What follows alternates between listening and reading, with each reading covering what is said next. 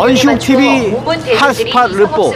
오늘은 내란숙의 윤석열 파면 촉구 투쟁을 벌이는 광화문의 농성 텐트촌을 찾았습니다. 같이 가시죠.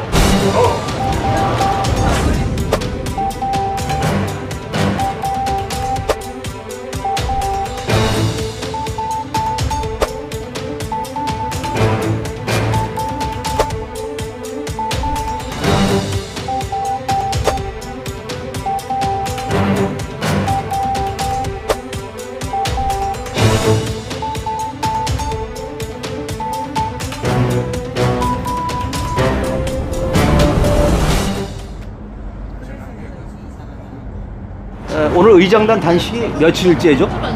오늘로 그 검찰총장 셈법으로 하면은 날짜로는 12일, 날짜는 10일이군요. 예. 시간으로는 열하루. 네. 어떻게 견딜만 하십니까? 버티는 거죠. 네. 박 대표님은 뭐 단식 노하우를 전수하셨다 이런 기사 봤습니다만은 단식 노하우가 뭔가요? 예, 뭐 잘 버티자이기도 하고, 네. 기본적으로 그게 뭐 효소를 어떻게 먹고, 또 죽염을 어떻게 먹고, 네. 그 다음에 또 특히 중요한 게 원래 단식을 할 때는 에너지가 공급이 안 되니까 예. 에너지 공급을 위해서는 몸에 있는 지방을 네. 불태워 가지고 에너지를 얻는 건데, 그러다 보니까 결과적으로 계속 졸리게 돼 있어요. 네. 계속 졸리게 돼 있는데, 졸리게 될 때는 졸아야 된다. 또 네. 누워서 자야 돼.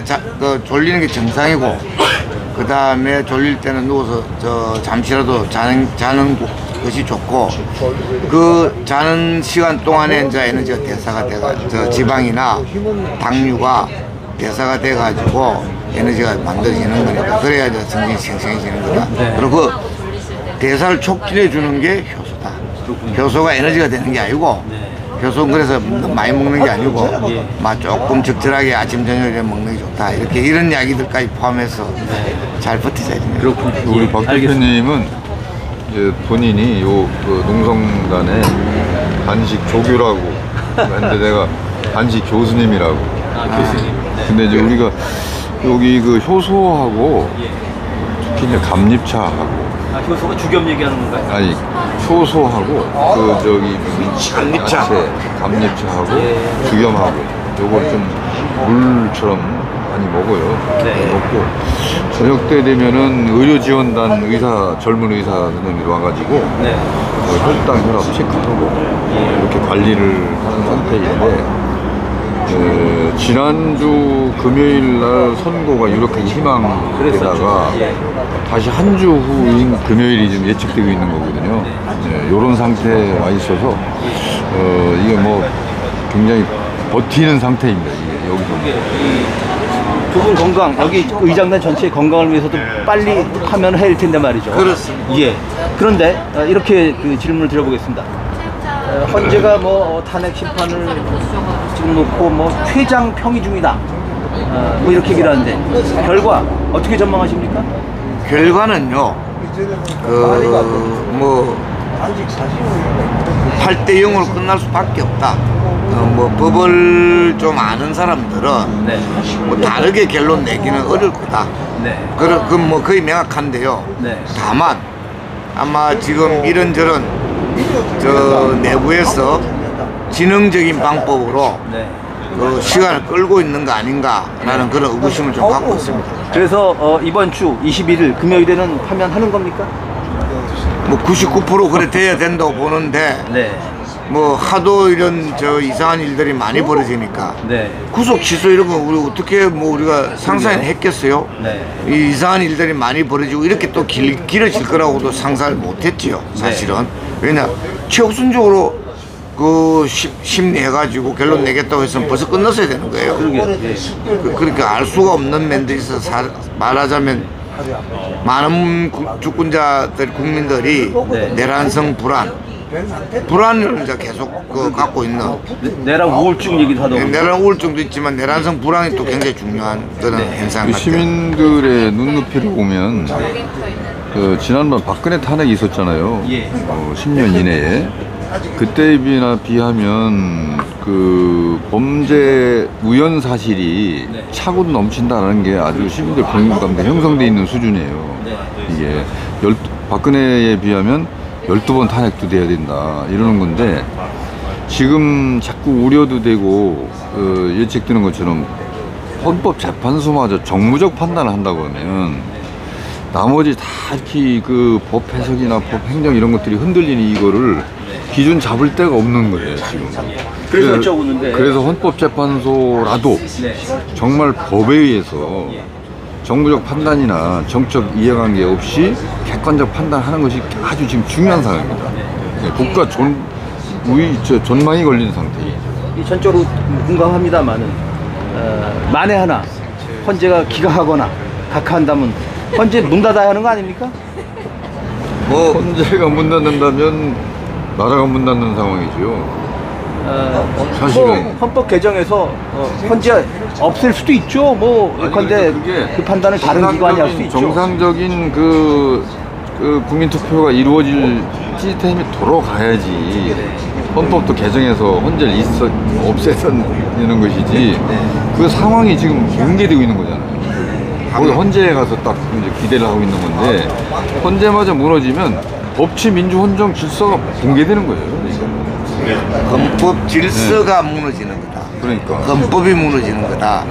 나라가 무너지는 거지요. 아마 그렇게 봐야 되는 거 아니에요? 그러니까 지금 이제 시간이 좀 지연된다 하더라도 최소한도 기각이 된 상태에 대한 것들은 누구라도 예측할 수가 있어요. 기각이라 한다는 지난해 12.3 계엄이 성공했다면 어떨까라는 건 똑같은 가정이거든요. 지금 보도도 뭡니까? 12.3 계엄이 성공했다라면 3,000명 그 영원 처리하려는 관을 준비했었던 거 아니에요. 그거를 승인하는 헌법재판소 판단이면 나라가 완전히 이제 망한다 봐야지. 아니 기각을 한다면 판결문도 못 쓸 거려. 아마도. 예, 그래서 우리가 농담삼아 하는 이야기가 그래 이야기를 해요. 네. 아마도 이 그 다른 의견을 내는 그런 헌법재판관은 대대손손 아마 헌법 질서 파괴자로, 역적이죠. 민주주의 파괴자로 아마 역적으로 이렇게 될 거고, 그거는 바로 아마 제2의 이완용 네. 정도로 아마 될 것이다. 아마 그렇게 보죠. 뭐 당연히 파면될 거로 보고 또 내란죄로 처벌받을 거로 봅니다. 그런데 이런 걱정들도 해요. 무기 이상의 실형을 받은 후에 혹시 가석방되거나 감형되거나 다음 대통령이 특별 사면하거나 이것도 막아야 되는 거 아닙니까? 이를 위해서 필요하다면 입법이라도 해서 특별 사면 막아야 되는 거 아닌가요? 뭐 입법을 했으라도 보다는 뭐 사면 없는 또 가석방 없는 종신형으로 가야 되는 최소한. 그리고 어떤 분들은 보니까 뭐 사형시키자 이런 말도 있긴 하더라고요. 네. 워낙에 반성도 안 하고. 반성을 안 하잖아요. 네. 성찰 안 한 거 말할 것도 없고요. 반성을 안 하니까 이 경우는 좀 헌법에 있는 법에 있는 그 최고형량, 최저형량, 최고형량이 사형이고 최저형량이 무기잖아요. 네. 그 최저형량보다 최고형량으로 가야 된다는 사람도 있지만 최소한 하여튼 최저형량이라도 제대로 지켜야 된다 이렇게 생각합니다. 두 분은 예. 그냥 현대사에서 봐도 대통령에 대한 특히 내란죄를 했거나 국정농단했을 경우에 대통령에 대한 이 처벌이 아주 안 좋은 선례를 지금 계속 남기고 있어요. 이를테면 전두환, 노태우, 이명박근혜 다 말하자면 2, 3년 내에 어떤 경우에는 뭐 국민통합이라는 이름으로 해갖고 또 이렇게 해갖고 다 사면 복권 해주지 않습니까? 그러니까 이런 선례가 사실은 여기에도 또 적용이 된다고 한다면 앞으로 다시 이걸 갖다가 재범을 낳기가 어려울 거예요. 이게 모방범죄가 나올 수 있다고. 네, 계속 그러는 거 아니에요? 지금 아마 윤석열이 내가 그 형사재판에서 무기징역을 받더라도 설사 정권들 자기들이 다시 재집권을 못한다 하더라도 사례로 보면 뭐 2, 3년 임기 중에 풀어주겠지 이렇게 생각할 거 아닙니까? 그래서 이게 역사적으로 굉장히 중요한 상황에서 이건 새로운 사례를 만들어야 되는 상황이다. 나는 공감대가 아주 광범위하다고 우리는 판단합니다. 네. 두 분은 각각 윤석열의 악행으로 뭘 첫손 꼽으시겠습니까? 예. 악행의 제일 말하자면 국가기관을 쓰레기 하치장으로 만드는 게 가장 큰 문제다. 사실은 일찍이 우리가 경험하지 못했던, 참 진짜로 일찍 경험하지 못했던 쓰레기 수준의 사람들을 각종 국가기관에 다 그냥 내리꽂았잖아요. 예. 쓰레기 하치장이 돼버린 것이 가장 큰 악행이다. 네.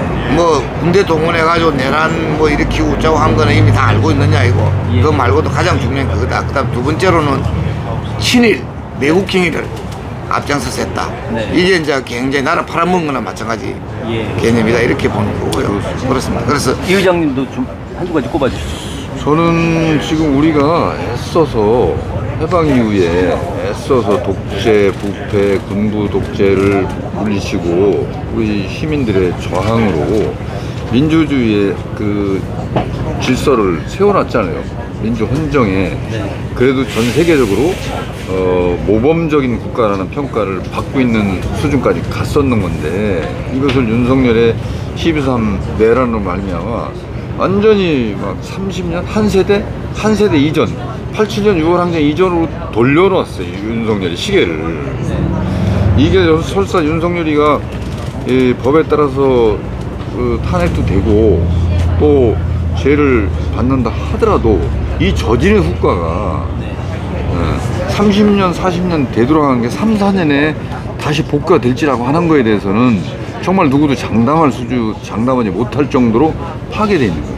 그러니까 이거는 아까도 같이 단식하는 그 대학생들 20대 청년들 와가지고 같이 단식을 왔는데 정말 선배로서 자괴감이 느껴졌어요. 우리는 87년 6월 항쟁을 여기까지 올라왔는데 윤석열이 다시 이거를 그냥 완전히 한 세 뒤로 돌려놔갖고 같이 똑같은 문제, 민주주의 문제를 가지고서 지금 단식을 하고 있다는 거예요. 이게 참 윤석열한테 참 못된 죄를 짓는 거예요. 이건 죄인이에요, 죄인. 또 하나 더 이야기하면 우리 사회에 극우 파쇼 세력을 다시 불러내는 아마 그 역사적 역주행 이 문제도 굉장히 심각한 문제다. 아주 좋은 말씀을 주셨는데 조금 무거워진 것 같아서 예. 가볍게 객관식으로 여쭤보겠습니다. 예. 윤석열 내란의 악영향 중에서 무엇이 가장 심각하다고 보십니까? 객관식입니다. 예. 민주주의 훼손, 국격 추락, 국민 분열, 국익 손실, 민생 파탄, 기타. 1번으로 아까 얘기했어요. 1번이요. 저는 네, 3번. 민주주의 훼손. 3번이면은 국민 분열이군요. 예. 네, 알겠습니다. 이제 마지막 질문 드리겠습니다. 저희가 그 언론 비상시국회의로서 언론을 비판하고 대안을 제시하는 그런 집단입니다만은 지금 언론이 할 일이 뭐라고 보십니까? 언론을 향한 구원을 부탁드립니다. 저널리즘의 기본을 지켜야겠다. 가장 언론이 지금 심각한 것이 내란 범죄를 중계방송하면서 확성기 역할을 하고 있다. 그래서 사실은 이 내란 범죄가 윤석열이 주범이지만 공동정범이 언론이다. 네. 저는 그렇게 봅니다. 예. 이 의장님. 그동안의 이 권위주의 정권들, 예를 들면 독재 정권들이 항상 그 언론을 길들이고 사유화하기 위해서 갖은 짓을 다 했지 않습니까? 그 이유가 명확한 것이죠. 언론이 눈을 감거나 입을 닫거나 하면은 이 일을 국민들에게 알리고 국민들이 그에 대해서 진실을 알고 저항하고 발언할 수 있는 기회가 없어질 거라고 하는 통치 기술이죠. 그래서 윤석열도 지금 거의 공영방송부터 해가지고 일간지들을 거의 다 이제 어용화 시켜가지고서 결국은 나팔선으로 할 때까지 갔는데 그래도 지금은 그동안에 이 언론 지형이 이 유튜브도 있고 SNS도 있고 이래가지고 일반 개인적으로 소통될 수 있는 꽤 발달돼 있어가지고 그나마 다행이라고는 생각하지만 언론은 이 내란 범죄에 동조하지 말기를 내란 동조범이 되지 말기를 정말로 바랍니다. 근데 지금 유튜브가 기본적으로 그 내란 범죄를 거꾸로 이야기하는 그 가짜 뉴스 내지 그거 극우 하는 유튜브요? 것이 극우 유튜브들. 그 부분들이 더 극성을 부리고 있잖아요. 윤석열이 그것만 본다는 거 아닙니까? 그렇게. 근데 언론이 제대로 된 기본 저널리즘의 기본만 지키더라도 네. 기본적으로 가짜 뉴스 내지 저 극우 유튜브들의 주장에 대해서 검증하고 예. 올바른 최소한 필터링 역할은 해야 되는데 네. 그런 것조차도 안 하고 그냥 막 중계 방송하고 있는 네. 이게 제일 이제 언론의 큰 문제다 이렇게 생각합니다. 저희가 성명을 통해서 조선일보를 언론계의 내란 수계로 규정한 일이 있습니다. 예, 제대로 정확하게 잘 보셨습니다. 내란 공범이라는 거 똑같은 거예요. 네. 공동 공범의 공동 정보. 네. 예. 알겠습니다. 건강 잘 그나마 챙기십시오. 위험 상황을 이런 언론들, 네. 시민 언론들이 그나마 버티고 있는 거라고 봐야 돼요. 네. 고맙습니다. 감사합니다. 잘 뵙겠습니다. 예. 고맙습니다. 그 언론시국회의 역할이 이번에 아주 참 중요합니다. 자, 고생하십니다. 안녕하세요. 단식도 하는 거예요? 네, 맞아요. 며칠째예요? 한 5일째 됐습니다. 와, 배고프죠? 아, 배고프죠? 아직 괜찮습니다. 예, 네. 그렇군요. 자, 몇 가지 물어볼게요. 윤석열의 악행 중에서 최악의 악행 뭘 꼽으시겠어요? 제일 화나는 거. 저는 사실 계엄이죠. 저희를 이제 아예 통제하려고 시도한 게 계엄이잖아요. 네. 저는 이 통제라는 거에 정말 화가 나는 것 같은데 이 통제라고 하는 게 그냥 통제가 아니라 진짜 사람도 죽여가면서 그냥 많은 사람들을 학살하겠다고 하는 게 노골적으로 보여준 게 계엄이다 보니까 계엄에 대해 저는 가장 화가 납니다. 이번엔 객관식으로 한번 물어볼게요. 윤석열 내란의 악영향 중에서 무엇이 가장 심각하다고 보십니까? 민주주의 훼손, 국격 추락, 국민 분열, 국익 손실, 민생 파탄, 기타. 자, 뭐예요? 저는 일단 가장 큰 건 민주주의 훼손인 것 같습니다. 네, 좀. 저도 이 대한민국가 민주주의 국가 아닙니까? 근데 민주주의가 훼손된다는 거는 대한민국 자체를 잃는 거라 생각해서 저도 민주주의 훼손. 네, 뭘 꼽으세요? 아, 저도 다르지 않다고 생각합니다. 지금 가장 큰 게 민주주의 훼손인 것 같습니다. 저도 똑같은 것 같아요. 이 헌재가 이렇게 만장일치로 하면 해야 되는데. 아, 그럴 거 아니에요. 그럴 거 아니에요. 아, 너무너무 답답하네요. 오늘 해야 되는데. 자, 건강 지키세요. 감사합니다. 간단히 여쭤보겠습니다. 윤 탄핵 심판이 최장 평의 중이라고 하는데 결과 어떻게 전망하십니까? 8대0으로 정리가 될 거라고 생각합니다. 네. 저도 그렇게 예상하는데 왜 이렇게 시간이 걸리나요? 이번 주에 결과가 나올까요? 현 정권이 들어선 이후에 우리가 상식의 영역에서 그 몰상식들이 워낙 많이 나왔잖아요. 뭐 계엄이 상식이겠습니까? 그 다음에 뭐 탈옥이 상식이겠습니까? 그래서 우리가 원래 분석이라고 하는 것은 현재 상황을 가지고 미래를 예측하기 위해서 분석하는 건데 이 모든 기존의 인식의 틀이 다 깨져버린 상황에서 뭐 이번 주에 나오겠습니까? 라고 물었을 때 답을 할 수 있는 사람이 누가 있을까요?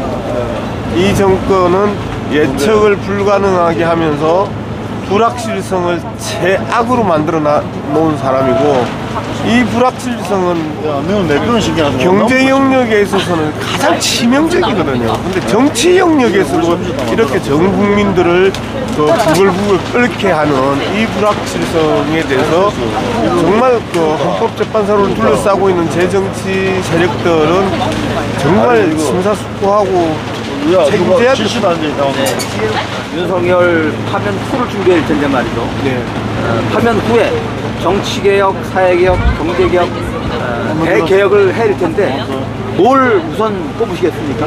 저는 반란 세력들의 뿌리까지 싹 쓸어버리는 게 가장 큰 일이라고 생각합니다. 예전에 독재 정권들이 학생운동이나 노동운동을 향해서 많이 썼던 사자성어가 발본 세건이었거든요. 이제는 친일 매국 세력들, 그 다음에 그 반란 비호 세력들의 뿌리를 완전히 뽑아버리는, 정치적으로는 정치적 지위를 박탈하고요. 경제적으로는 경제적인 그 지위를 다 박탈하고, 그리고 그들의 재산 한수까지도 우리는 고민해야 된다고 생각합니다. 이런 내란과 비상경 이런 것에 대해서 사면 복권에서 제외하는 그 개헌법을 저도 발의를 했습니다. 그렇게 해야 된다고 봅니다. 입법 사항이죠. 개헌법도 바꿔야 되고 국민 그 3인법 바꿔야 되는 문제. 감사합니다. 수고하십시오. 파이팅. 헌재가 그 최장 평의를 하고 있습니다. 네, 맞습니다. 결과 어떻게 전망하세요? 이론적으로 말하면 8대 0으로밖에는 인용으로밖에는 예측할 수가 없습니다. 많은 법조인도 그렇고 뭐 상식적으로 생각을 해도 윤석열이 위헌 위법한 계엄을 내렸다라는 것은 확실하고 시간 문제라고 생각하고 있습니다.